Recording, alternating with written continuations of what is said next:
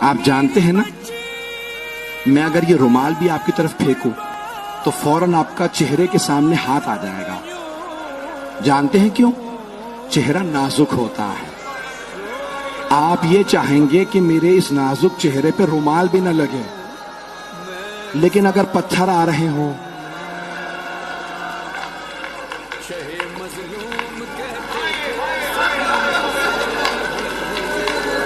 ابھی تو میں نے جملہ ہی نہیں مکمل کیا، میری طرف دیکھیں، اگر پتھر آ رہے ہوں اور ہاتھ پس گردن بندھے ہوں